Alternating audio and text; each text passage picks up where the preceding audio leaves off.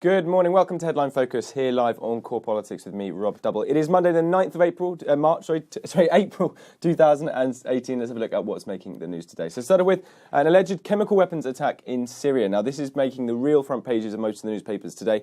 Alleged chemical weapons attack by Syrian forces on Saturday night. Aid groups say that between 40 and 70 people have died. A US president saying the Syrian regime and its allies, that there would be a big price to pay. Now, the interesting line for us is the UK political response to this. Boris Johnson, the Foreign Secretary, says the international community must respond, saying those responsible for the use of chemical weapons have lost all moral integrity and must be held to account.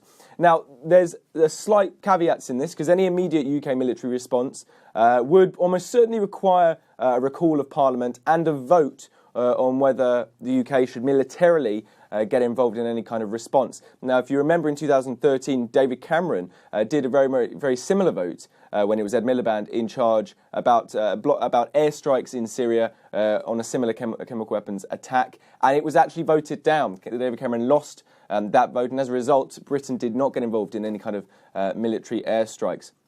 So there is an element of politically whether a response from the UK can be achieved and how it can achieve, particularly as Jeremy Corbyn has always been far more pro for peace talks than actually more violent and militaristic means. The UN Security Council is to hold an emergency meeting today to discuss the attack. Expect more lines from that, and probably indeed from Boris Johnson, the Foreign Secretary, as well. Next up, government crackdown on gang violence. Now, Amber Rudd will unveil a major government crackdown today on rising gang violence. She'll launch a £40 million serious violence strategy at a speech in London today, around about 11:30 in the morning. This comes after a series of stabbings and shootings in London in particular. That's taken the murder rate to more than 50 this year alone. Now, in the report, Amber Rudd blames crack cocaine for the rising violence, reportedly in the Telegraph.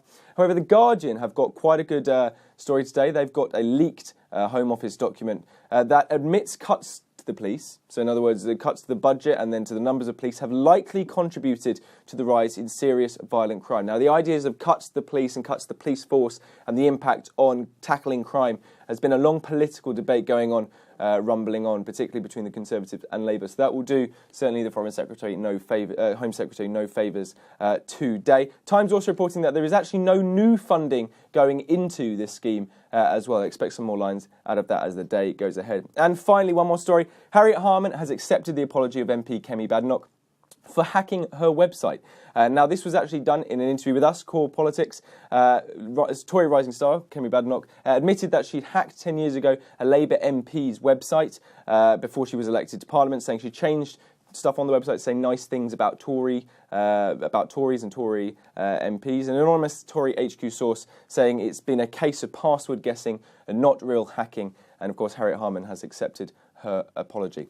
That's pretty much it for today. You're up to date. Don't forget you can find all the latest on what we're doing here on Core Politics on our Facebook page and Twitter. But from me and all the team here at Core London, have a fantastic start to your week.